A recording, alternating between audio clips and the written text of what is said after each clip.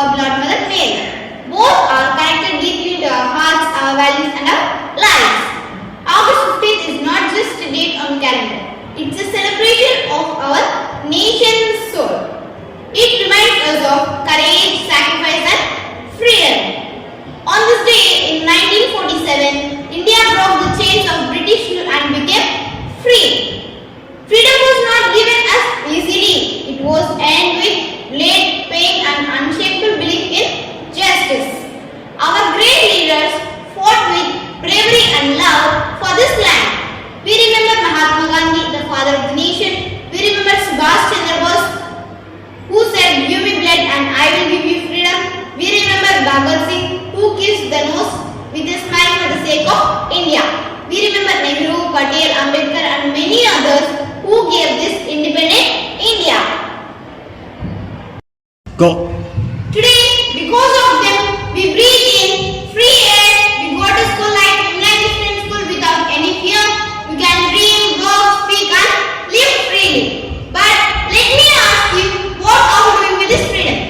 Freedom is not just about rights, it's also about responsibilities. It means respecting others, it means protecting our environment, it means standing up against wrong, it means helping those who have less, it means building a better tomorrow with unity. India is not just a land, India is an emotion. India is the land of Ganga and Godavari, it's the land of Himalayas and the desert sands, it's the land of temples, mosques, churches and gurudwaras. It is the land of yoga and science, farming and innovation. Our country stands tall because of its diversity and unity.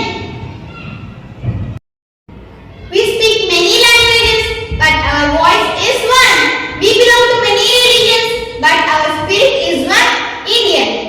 Let us not break our unity with any reason. Let us not divide our country in the name of caste or religion. Instead, let us love and respect one another. Let us be proud Indians in our hearts, speech and action.